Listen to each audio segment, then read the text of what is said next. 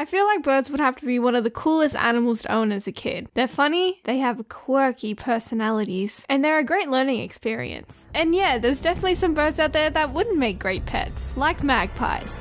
Because, let's be real, they're out here to get us. The Australian ones, anyway. Wah! But let's not focus on the negatives here. There's plenty of good birds out there. For example, budgies, canaries, finches, cockatoos, and most importantly, parrots. Okay, I'll scrap that. My favorite types of parrots would have to be mangoes, watermelons, and Irish bopping birds.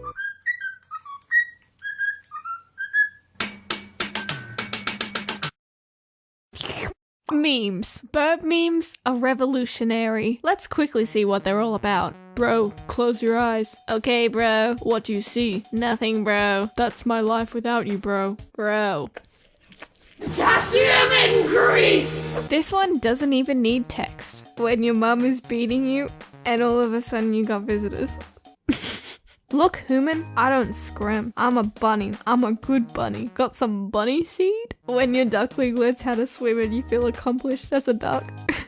Now, why would a lemon want to eat that rock? Hey, Birb, want some seed? Yes. Whoops. You get my point. They're great. Now I'm gonna stop before I turn into a reaction channel.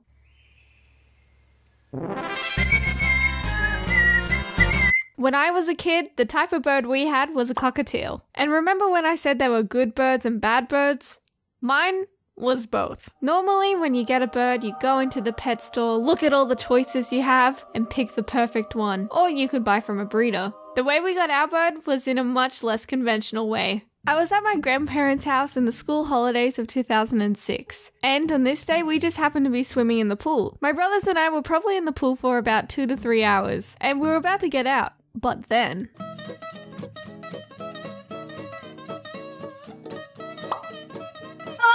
this random colourful bird just flew down to us and tried to drink the pool water. At this time, I had never seen a bird like this before. He had a bright yellow face with bright orange cheeks, and his whole body was covered in grey and white feathers. And of course, you can't forget the yellow mohawk. My brother held out his hand towards the bird, and it just happened to climb on him. So he helped the bird drink the water properly, since he couldn't reach it properly from the edge. The bird seemed tame. My brother didn't really want to hold it for a long time as it was a wild bird, so he placed it on a pool noodle nearby. By this point, one of my grandparents came out and grabbed a net and caught it. Yeah. Hang on, before you call Peter, let me explain. It was probably a good thing we caught him... It was probably a good thing we caught him because... It was probably a good thing we caught this bird because he was most likely someone's pet that somehow escaped. His owner was probably out there worried sick. No. No, please stay, Abraham. I'll give you all the bird seed in the world. Don't go. No! We brought him inside and we learned a few things about him. He liked being on your shoulder, he could whistle, he liked to chew earlobes. That was painful. And he even bit my eyelid. He was a savage little bird. If you reach out towards his face, he would viciously attack your hand. But at the same time, he was very tame and he would climb all over you. He was pretty loving. So on this day, we decided to call him Max. There's not really much to it, it's just Max. Mad Max! After looking after him for a few days, we had to do the 10-hour drive home to a different state. We had a long trip ahead of us with this random bird we only just met. We thought the best way to keep him contained on the drive home was put him in a box, and it just happened to be a tomato box. We thought this was the best box as there were heaps of holes around it so it could breathe, and it was pretty high so Max could, stand properly. We placed some food and water in there and put him on the empty seat, and then it was just 10 hours of... I can't believe my sweet little boy Abraham is gone. We used to have so much fun. We'd have little tea parties together. I feel so lost without him. It's been a couple of days now. He's been out in the wild all alone. He's probably dead by now. Yeah, nope, he was in a tomato box getting taken to another state. Oops. One thing that was really entertaining about this car ride home was that Max would chew around the air holes in the cardboard box. Once he made the hole big enough, he would poke his head through. We were sitting in the car for so long, so this was pretty hilarious to us. At one point, he got his head stuck, so I had to push his little beak back in. I can't really remember who suggested to keep him as a pet, but we went with it and he was a part of our family now. We eventually bought him a big cage and decked it out with all these accessories such as ladders, mirrors, birdseed treats, and bells. Speaking of food, we'd often hand feed cornflakes to Max in the mornings as a special breakfast.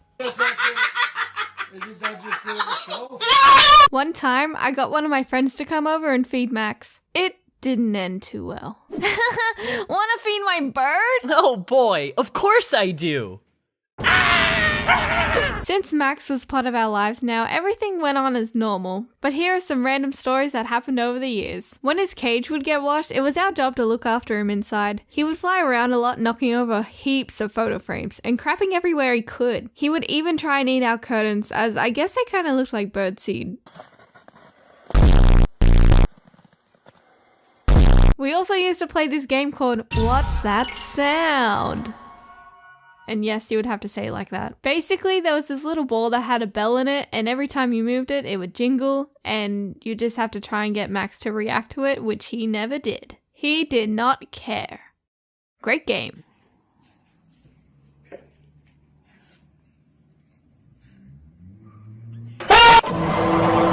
One night, I was asleep in bed, just dreaming. And then, I heard a huge crash come from outside. I went out of my room to investigate, and it turns out the rest of my family heard it too. So we all headed for the back door. I reached for the back door and slid it open. It took a while for my eyes to adjust to the dark light before I could see what was in front of me.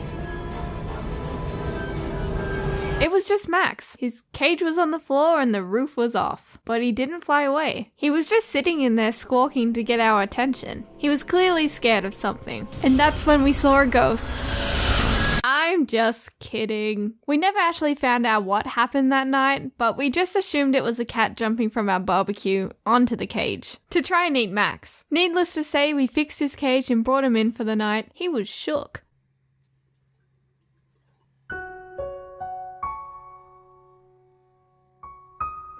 When we'd go on holidays and couldn't bring Max along, we would give him to our neighbor. They were normally pretty good at looking after our pets. They would feed them and entertain them. However, one fateful day, they took him out of his cage and cleaned it when we told him it didn't really need to be cleaned. I guess they were trying to do something nice, but, you know, something bad came from this. When he was let out of his cage, he flew outside onto a huge tree. Basically, they just let him escape. To this day, I am still confused on how they got him down from the tree, because he would either try and bite you, or he'd get scared, or he'd just fly away. I don't know how any of those things didn't happen. Come on, Max, get down from there. Every single morning, we'd wake up to Max singing some tunes and some random chirps that we did not teach him at all. He just made up his own song, basically. He was a very intellectual bird. He was a very confident bird. Let's just say that. A lot of the time, he would stand in front of his mirror and wolf whistle, and say the phrase, "pretty boy," a lot. Yeah. Like I said, he was a pretty smart bird, and whenever he needed his food or water refilled, he would scream until someone came. And yes, this was definitely annoying from time to time, but it made our job easier. We always knew he would never go hungry. About 4 years after bringing Max home, there was a quiet day. We didn't hear him chirp like usual. There was no chirping, whistling, no screaming, and no singing. It was complete silence. That day, we found him at the bottom of the cage, not moving. Max had died that night. We don't know the cause of death, but we assumed it was old age, as we didn't know how old he was when we first got him. Max was a good bird. I'm glad that all those years ago that we just happened to be in the same place at the same time. If our paths never crossed, he could have just died out there in the wild.